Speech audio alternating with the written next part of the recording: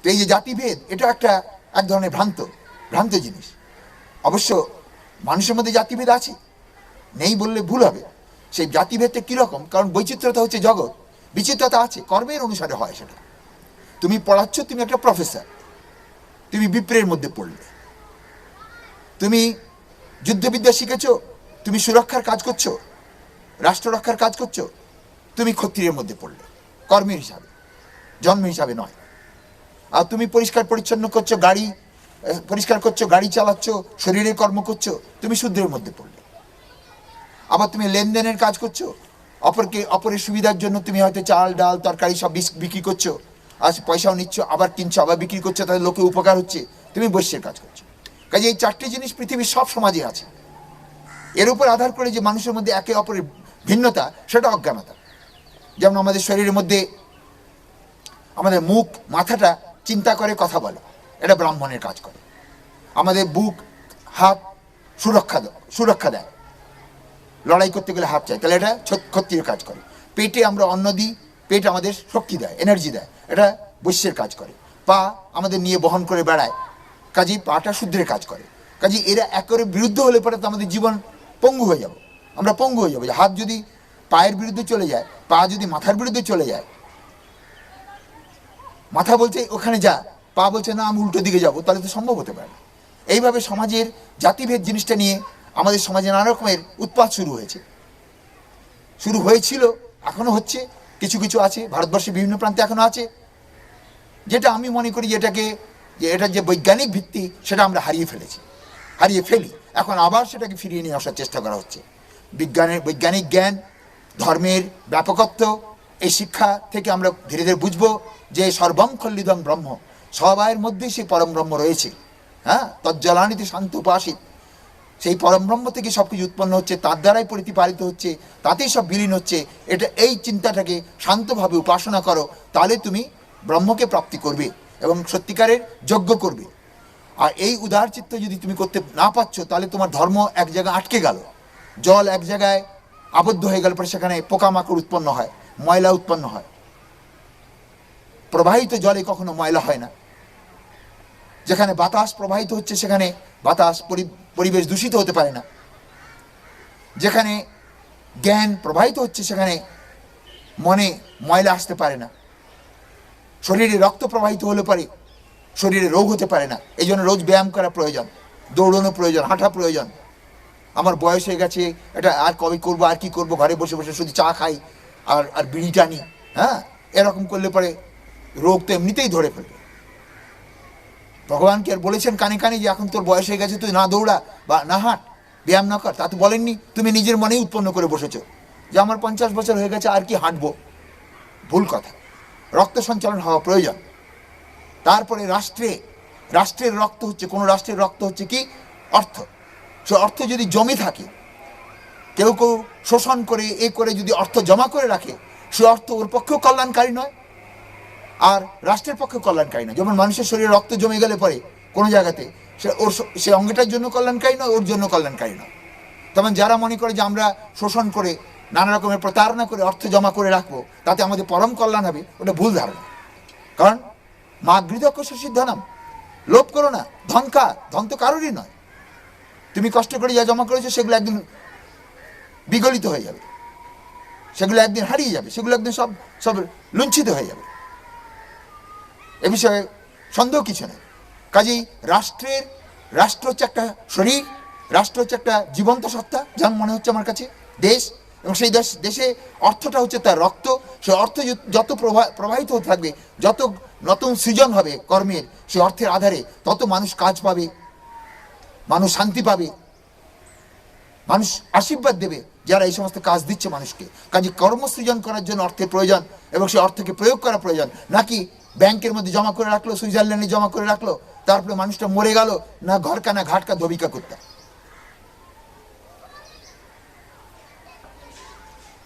তো এখানে বলা হচ্ছে যে ব্যক্তি এই ধরনের সম্পূর্ণ সংকীর্ণতাকে পরিত্যাগ করে, হিন্দু, মুসলমান, খ্রিস্টান, জৈন আদির মধ্যে হিন্দু ধর্ম উদারতার ধর্ম, অন্যান্য ধর্ম ঘুরিয়ে ফিরিয়ে সেই উদারতার পথেই ইঙ্গিত করছে, উদারতাকে ইঙ্গিত করছে। তুমি যদি আল্লাহর ভক্ত হও, যদি আল্লাহকে তুমি সর্বব্যাপী না দেখতে পেলে, সবার মধ্যে দেখতে না পাও, তখন তুমি আল্লাহর ভক্ত কিছুই নয়। তুমি একটা হচ্ছে কুসংস্কার, তুমি একটা হচ্ছে অন্ধবিশ্বাসী লোক, আর কিচ্ছু না। ধর্মের নামে অন্ধবিশ্বাস। হিন্দু যদি সবার মধ্যে ব্রহ্মকে দেখতে না পায়, তাহলে হিন্দু আমি ব্রাহ্মণ আমি ক্ষত্রিয় বলার কোনো তাৎপর্য নেই। স্বামী বিবেকানন্দ একটা কথা বলেছেন যেটা আমাকে খুব প্রভাবিত করে। যদি ব্রাহ্মণের ছেলের জন্য একটা প্রাইভেট টিউটার দরকার হয়, তাহলে শূদ্রের ছেলের জন্য 3টে প্রাইভেট টিউটার দিতে হবে। কারণ ব্রাহ্মণের কাজ হচ্ছে প্রত্যেককে ব্রাহ্মণ তৈরি করা, যেমন সঙ্গীতকের কাজ হচ্ছে প্রত্যেককে সঙ্গীত শেখানো, সাহিত্যিকের কাজ হচ্ছে প্রত্যেককে সাহিত্যের চেতনা নিয়ে আসা। তেমনি ধর্ম হচ্ছে কি না, যে ধর্ম তুমি আনন্দ অনুভব করছো উদারতার মাধ্যমে, সেই আনন্দকে সর্বত্র পরিব্যাপ্ত করা হচ্ছে তোমার কাজ। কাউকে ছোট, কাউকে নিচে ফেলে দেওয়া, কাউকে ধাক্কা দিয়ে ফেলে দেওয়া, ধীরে ধীরে যারে তুমি নিচে ফেলো সে তোমারে বাঁধিবে যে নিচে, পশ্চাতে রেখেছে যারে সে তোমারে পশ্চাতে টানিছে। সেই জিনিসটা আমাদের সমাজে আমরা দেখতে পাই। আজকে সেই জিনিসটা থেকে অনেক বেশি মুক্তি পাওয়া গেছে।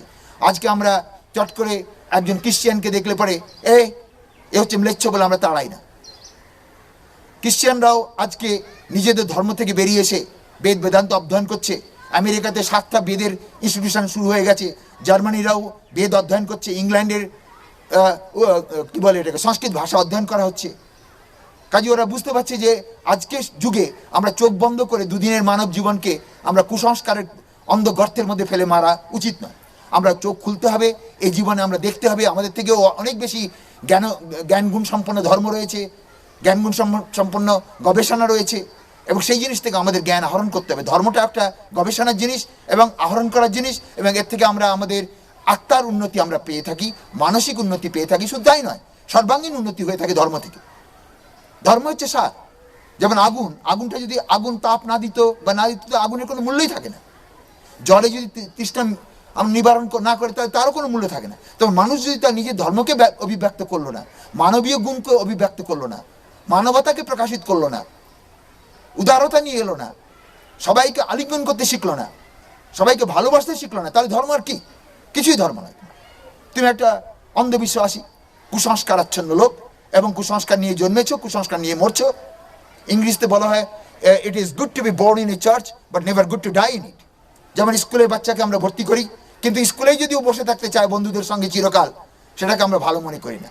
ওকে স্কুল থেকে বেরিয়ে আসতে হবে, স্কুল পাস করে আসতে হবে। তেমনই ছোট ছোট ধর্ম যা পৃথিবীতে সৃজন করা হয়েছে, প্রকৃতি সৃজন করেছেন বিবিধ দেশ কাল পাত্রের অনুসারে। আরবের অনুসারে মুসলমান ধর্ম উৎপন্ন হয়েছে, জুডিয়ার বা রোমের এতে খ্রিস্টান ধর্ম উৎপন্ন হয়েছে, আমাদের ভারতবর্ষে হিন্দু ধর্ম উৎপন্ন হয়েছে।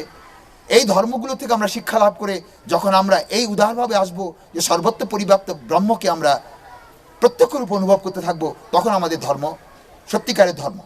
তাই এই শ্লোকে কি বলা হচ্ছে, যে ব্যক্তি সম্পূর্ণ ভূত অর্থাৎ প্রাণী, সর্বাণী ভূতানি জস্তু, যে তু মানে হচ্ছে নিশ্চয় রূপে, যে নিশ্চয় রূপে, হ্যাঁ, সর্বাণী ভূতানি।